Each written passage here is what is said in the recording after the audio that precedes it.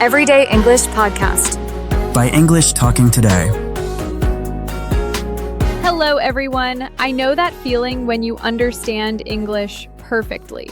You can read books, watch movies, maybe even write emails pretty well. But then someone actually talks to you in English and suddenly your mind goes completely blank. Yeah, I've been there too, and honestly, so many English learners around the world deal with this exact same thing every single day. It's like you have all this knowledge stuck in your head, but it just won't come out of your mouth when you need it. So today I want to talk about something that I think is super important for anyone learning English. And that's how to actually speak confidently anywhere you go, whether that's at work, at a coffee shop, or even just chatting with friends online.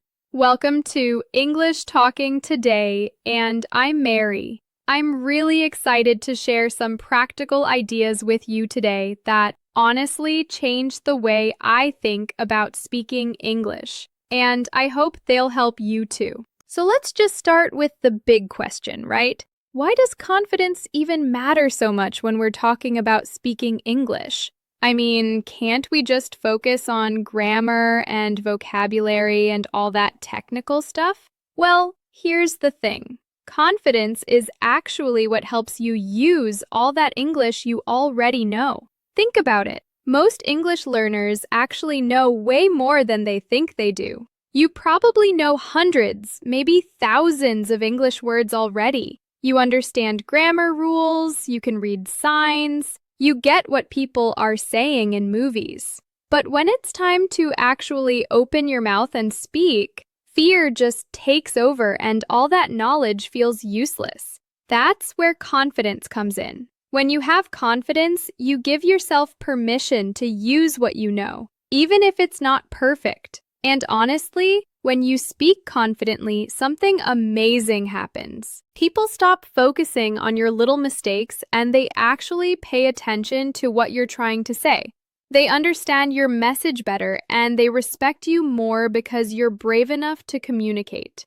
I've noticed this so many times. Someone speaks English with a strong accent and makes grammar mistakes. But because they smile, speak clearly, and seem comfortable, everyone enjoys talking with them. Nobody's sitting there counting their mistakes, you know? Plus, confidence literally opens doors for you. Better job opportunities, new friendships, easier travel experiences.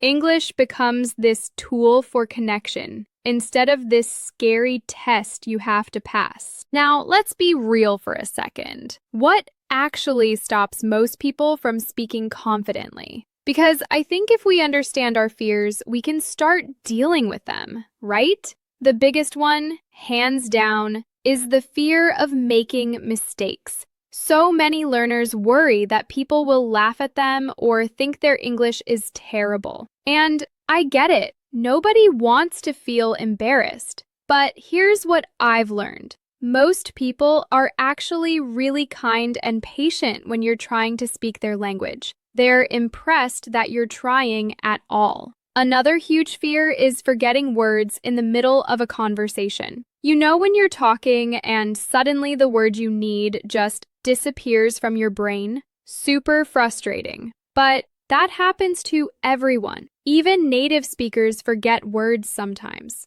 Some people also worry about their accent not sounding perfect. Like they think they need to sound American or British or whatever. But honestly, the world is full of different English accents. People from Australia sound different from people in Canada. People in India have their own accent. People in South Africa have their own way of speaking. What really matters is whether people can understand you, not whether you sound like you're from London or New York. Another big challenge is just not practicing enough. Maybe you study grammar books or do vocabulary exercises, but you never actually speak out loud. That's like learning to swim by reading about swimming. It just doesn't work the same way. And then there's this comparison thing that so many learners do. You hear someone else speaking really fluently and you think, wow, I'll never be that good. But learning English isn't a race or a competition. Everyone's on their own journey. Everyone started somewhere, and everyone learns at their own pace. Comparing yourself to others just makes you feel bad for no good reason. So how do we actually start building confidence? Well, the secret is to start really small. You don't need to give a big presentation or have a super long conversation right away. Just start with tiny things. Like tomorrow morning, try saying good morning to someone in English. Or when you see a neighbor, say, hey, how are you doing? These little moments count way more than you think. One thing that really helped me was talking to myself in English when I'm alone at home. I know it sounds weird, but seriously, try it. When you're cooking, describe what you're doing out loud. I'm cutting vegetables. I'm boiling water. I'm adding salt. When you're getting ready in the morning, narrate your routine.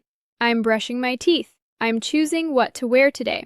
It feels silly at first, but it actually trains your brain to think and speak in English without any pressure or judgment. And every single time you speak, even just to yourself, you're building that confidence muscle. It grows slowly, like a plant that needs daily water. You can't rush it, but if you practice a little bit every day, even just 5 or 10 minutes, you'll notice the difference after a few weeks. Now, here's something people don't talk about enough. Your body language actually affects how confident you seem and how confident you feel. Before you even say a word, people can sense your energy from the way you stand, the way you look at them, whether you're smiling or not. So try this. Stand up straight. Pull your shoulders back a little and smile.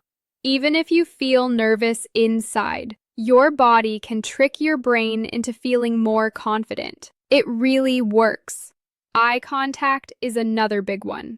When you talk to someone, look at their face naturally, not in a creepy staring way, just normal eye contact. It shows you're engaged and you believe in what you're saying. A lot of learners look down at the floor or away because they feel shy, and I totally understand that. But you can practice this too. Start small, like when you say thank you to someone, look at them when you say it. When you greet someone, meet their eyes for just a second. It gets easier with practice. And don't forget to smile. Smiling makes everyone feel more relaxed and comfortable, including you. Another game changer is learning to think in English instead of translating everything in your head. When you translate from your first language to English, it takes time and makes you speak slower. It also makes you more nervous because you're constantly searching for the right word. But when you think directly in English, words flow more naturally. So how do you start doing this? Begin by naming things around you in English throughout your day. Look at objects and think table, window, cup, phone. When you're walking somewhere, think in English about what you see. There's a red car. That's a tall building. I see a dog. Describe your actions as you do them. I'm opening the door. I'm sitting down. I'm drinking water.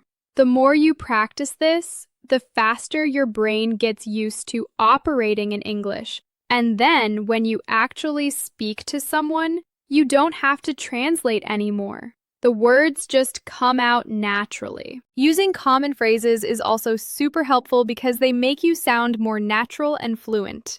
Instead of creating every sentence from scratch using grammar rules, you can use ready-made expressions that native speakers use all the time. Like, instead of always saying, "How do you do?" say, "What's up?" or "How's it going?" When you agree with someone, say, "Exactly, that's right," or "I think so too." Learn useful everyday phrases like, "Could you help me, please?" "I'm just looking, thanks," or Sorry, I didn't catch that. These phrases are perfect for real situations, like shopping, ordering food, or asking for directions. The more you use them, the easier English feels because you're not starting from zero every time. You've got a toolbox full of ready-to-use language. And please, use English in real life as much as possible. That's where the magic happens. Start in easy places like a coffee shop. Order your coffee in English. Say, "Can I have a cappuccino, please?" Or, "I'd like a latte, thank you." At a store, ask, "Excuse me, where are the snacks?" Or, "Do you have this in a different size?" When you need directions, say, "Sorry, how do I get to the train station?" These small, real conversations build genuine confidence because you're actually using English for real communication, not just practicing in your head. And if you forget a word, it's totally fine to say, "Sorry, I don't know the word," or "How do you say this in English?" Most people will help you and appreciate that you're trying. Here's something really important to remember. Mistakes are not your enemy. Mistakes are how you learn. Every good English speaker made tons of mistakes when they were learning. And honestly, they probably still make mistakes sometimes. The key is to not feel embarrassed when you make one. If someone corrects you, that's actually a good thing because now you know the right way to say it. Be proud that you're trying, that you're putting yourself out there. The only real mistake is staying silent and never speaking at all. So speak. Make mistakes, learn from them, and keep going. That's how everyone gets better. Try to practice a little bit every single day. Maybe spend 10 minutes in the morning speaking English to yourself. Listen to English podcasts or videos and repeat phrases out loud. Record yourself speaking and listen back. It helps you notice your own improvement. Talk with friends, classmates, or find language exchange partners online. Even short daily conversations make a huge difference over time. Consistency is what matters most. 10 minutes every day is way better than studying for 3 hours once a week. So here's what I want you to take away from today.